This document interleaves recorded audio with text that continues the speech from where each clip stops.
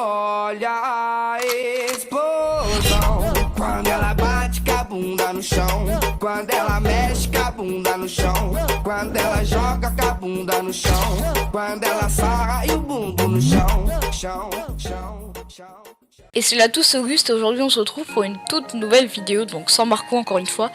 Et aujourd'hui je vais vous montrer du coup comment monter avec Premiere Pro. Donc j'avais montré comment crack il y a quelques temps de ça.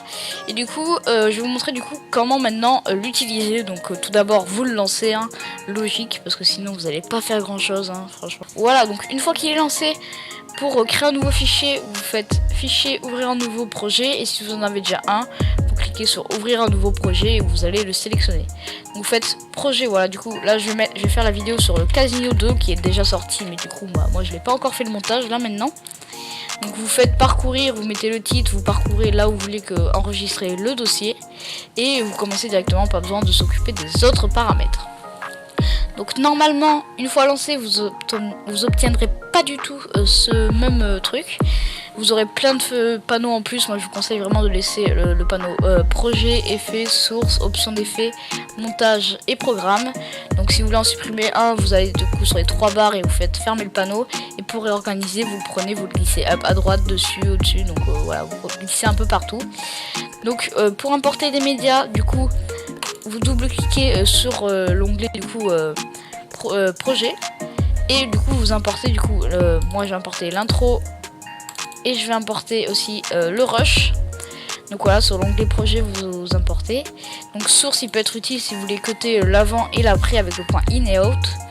Et du coup là on va du coup mettre directement l'intro qui est ici et mettre du coup le rush. Donc là d'habitude elle est pas rouge la barre, mais là elle est rouge, je sais pas pourquoi. Donc si c'est rouge, vous appuyez sur la touche entrée, et là ça va voilà générer du coup tous les trucs. Donc là ça va me prendre un petit peu de temps, mais bon on se retrouve tout de suite dès que ça fait. Ok voilà, donc le truc c'est fait, là le petit chargement. Mais juste avant que la vidéo continue, je tiens à vous dire de n'oubliez pas de vous abonner et de liker, de rejoindre notre serveur Discord. On en a ouvert un deuxième par la même occasion. Si vous êtes youtubeur, que vous cherchez un GFX ou un monteur, vous pouvez le rejoindre, et je peux moi je vous fais des montages, hein, si vous voulez. Et du coup n'hésitez pas à le rejoindre, et dites-moi aussi si vous voulez du coup quelque chose de particulier du coup sur le sujet. Dites-le moi en commentaire si vous voulez quelque chose de particulier à faire du coup sur Premiere Pro. Allez, on continue. Donc si vous voulez du coup cutter une zone, donc vous appuyez sur C, vous sélectionnez l'outil ici cutter, et vous du coup coupez à l'endroit où vous voulez cutter. Donc là du coup ce que je vais faire, c'est que là j'ai vu que la vidéo commence là parce que ça commence vraiment le volume à être ici. Donc du coup je vais sélectionner cette partie, je vais faire clic droit, supprimer et raccorder, et là ça se raccorde toute seule. Donc là c'est bien, mais bon la transition quoi, elle est un petit peu, voilà, elle est un petit peu on va dire il y a pas de transition, c'est un cut voilà, un peu dur quoi, c'est pas très beau à voir. Donc là on va ajouter dans la case effet transition vidéo. Moi je vous conseille vraiment de prendre dans le truc transition vidéo les fondus. Ça sert à rien de prendre trop de trucs, vraiment prenez un fondu enchaîné, c'est très bien. C'est le fondu de base qu'il y a, hein. Donc là vous mettez un petit fondu enchaîné et regardez la vidéo, hop, c'est beaucoup plus beau. Et si il est un petit peu trop long le fondu enchaîné, vous pouvez zoomer un petit peu et du coup le raccourcir. Moi c'est ce que je vais faire, je vais mettre ça, hop, voilà. Et du coup là on peut redézoomer et vous pouvez voir du coup que le fondu est beaucoup plus propre, voilà. Donc là c'est le résultat final que vous verrez. Et donc là je peux voir que le volume de mon intro et le volume du coup là où vous l'entendez pas, mais le volume de mon intro et le volume du coup de la vidéo du rush est beaucoup trop différent, et surtout le volume de mon rush est beaucoup trop fort parce que là vous voyez que c'est rouge, donc ça veut dire faut baisser quoi. Donc là pour baisser du coup je vais faire un petit zoom up sur la zone. Là si vous voulez zoomer vous faites alt et vous zoomez un peu avec la molette. Donc là je vais baisser un petit peu le volume, et là je vais mettre à plus 6 parce que vu qu'en fait l'intro elle était à moins 12, moi je préfère la mettre, voilà, une intro à 6, c'est vraiment pas mal. 6 c'est le meilleur volume que vous pouvez avoir je pense pour une vidéo YouTube, c'est vraiment mettez à moins 6 et du coup, et là les gens ils sont très contents. Et du coup là je regarde, donc là du coup c'est un petit peu trop bas, donc je vais remonter du coup de quelques trucs. Et là je peux voir que je suis à peu près à 6. Donc c'est bien, mais vu que c'est l'intro, souvent c'est un petit peu trop, un peu plus fort l'intro. Donc là voilà, là c'est à 6 et je pense que la vidéo sera bien. Donc un petit conseil, si vous voulez que votre vidéo elle fait volume haut, volume bas, volume haut, voilà, mettez tout au même volume. Franchement, ça vous fera vraiment, les spectateurs resteront beaucoup plus longtemps sur votre vidéo. Parce que franchement, faire une vidéo où le volume fait que varier, c'est vraiment très chiant pour les spectateurs. Donc mettez un petit peu tout au même volume. Donc une fois que du coup là vous avez le volume au même niveau, et bien du coup oui, donc pour couper c'est C, pour les petites sélections c'est R, pour faire un peu plus rapide.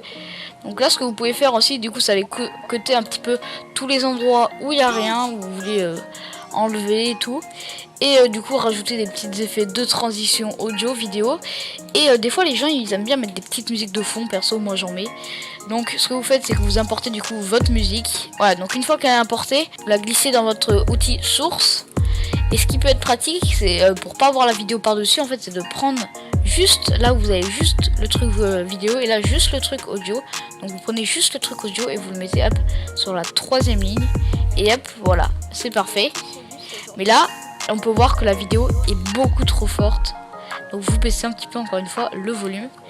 Et là ça fait un peu une musique de fond. Donc un petit peu trop fort, là vous entendez pas, mais faut vraiment adapter pour que ça soit vraiment une musique de fond. Là par exemple c'est pas mal, même si vous n'entendez pas, c'est pas mal. Et du coup vous pouvez faire vos cuts et tout. Donc une fois que la vidéo est terminée, vous faites vos cuts, les transitions, la musique et tout.